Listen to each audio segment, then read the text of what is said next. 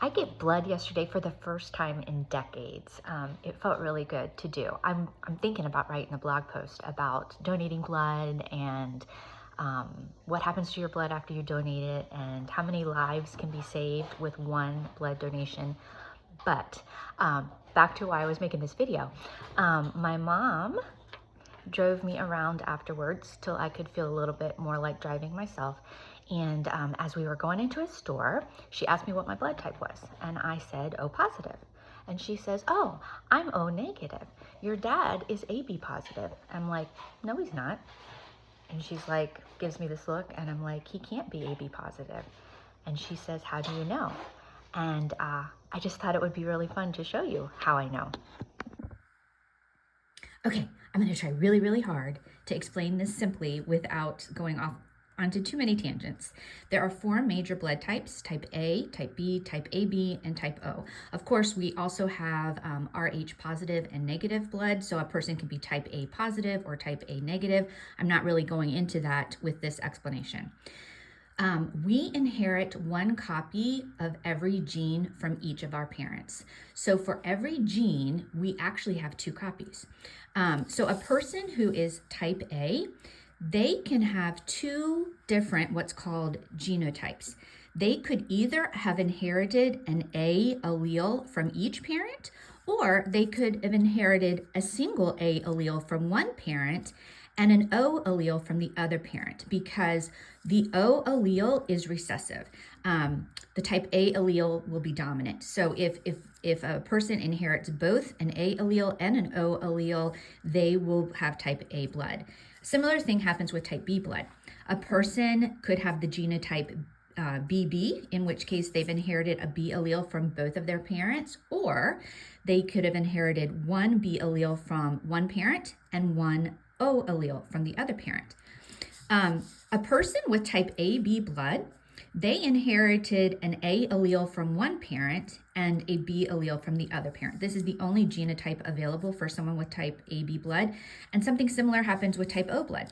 A person with type O blood, they have to have inherited an O allele from both parents. If they had inherited an A allele or a B allele from one of their parents, they wouldn't have type O blood. So this is the only way a person can have type O blood.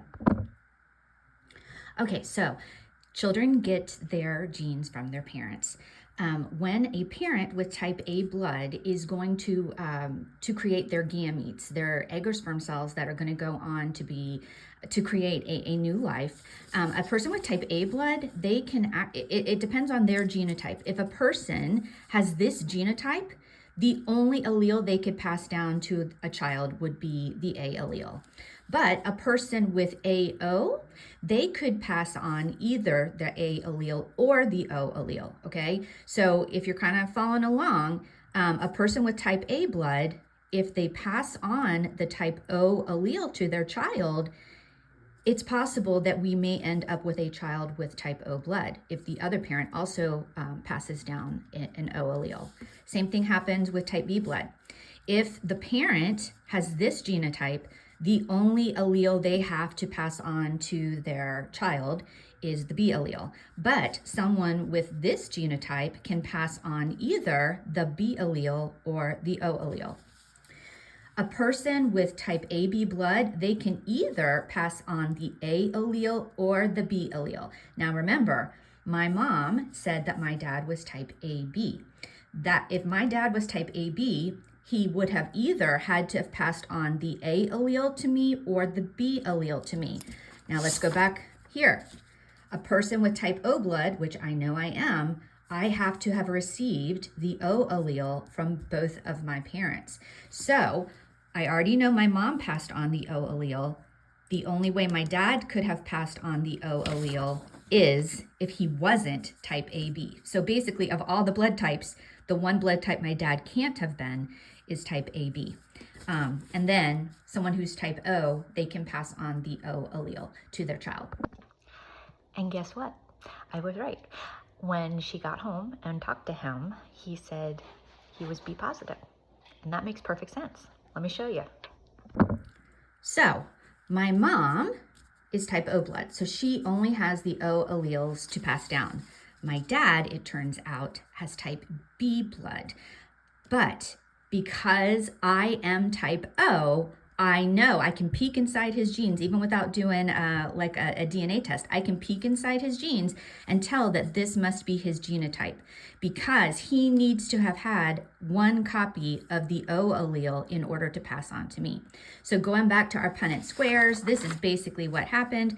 My mom, this is my mom's genotype, this is my dad's genotype. These are the 4 possible outcomes when they had a kid together. Basically, there was a 50% chance that they would have a child with type B blood, and there was a 50% chance that they would have a child with type O blood. And it turns out my mom is O negative, my dad is B positive, I happen to be O positive. If your kid would like to learn more about the genetics of blood type or genetics in general, I offer a semester-long genetics class through True North Academy that starts in January, so you still have time to get on board. I also teach about blood typing in my anatomy and physiology class. My live online anatomy and physiology class through True North is already at capacity, but there's still room in my asynchronous online anatomy and physiology class through Funda Funda.